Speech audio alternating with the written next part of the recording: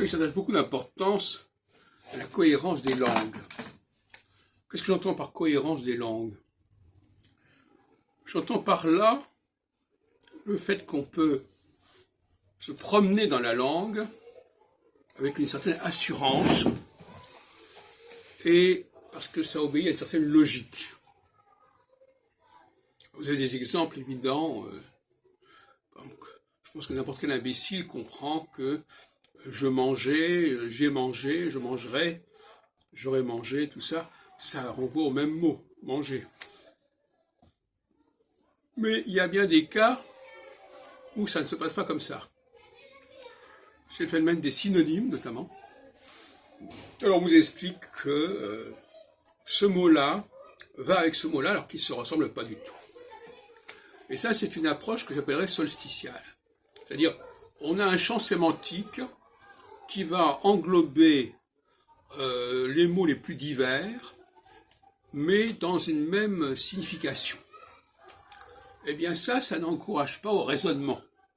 Le raisonnement consiste d'une part à relier des mots qui se ressemblent, qui ne sont pas identiques, mais qui se ressemblent à la marge, en tout cas qui se ressemblent relativement, et éventuellement aussi à détecter des anomalies.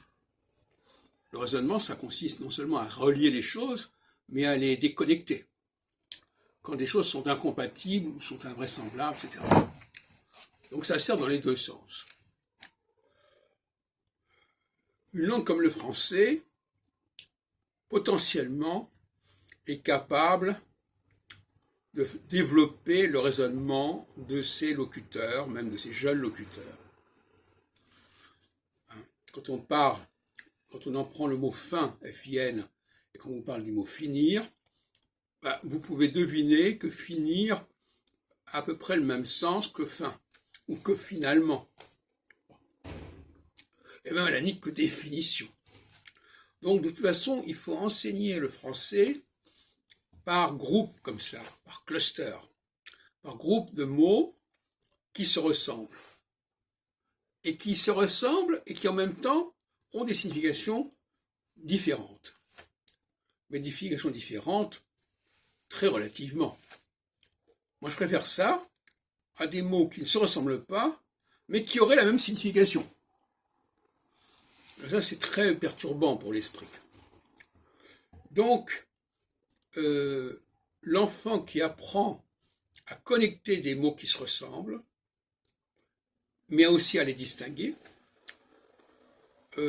aura une bonne formation intellectuelle, aura un encouragement à raisonner logiquement, alors que l'enfant qui aura appris les mots de façon isolée, comme des entités à part, les unes par rapport aux autres, ne va pas développer son sens du raisonnement, et ça peut tout à fait se répercuter sur son mode de fonctionnement par la suite.